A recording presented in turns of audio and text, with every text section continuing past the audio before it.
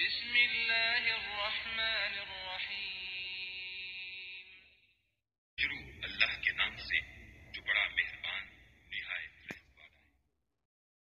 ألهاكم التكاثر حتى زرتم المقابر كلا سوف تعلمون ثم كلا سوف تعلمون كلا لو تعلمون علم اليقين لترون الجحيم ثم لترونها عين اليقين ثم لتسألن يومئذ عن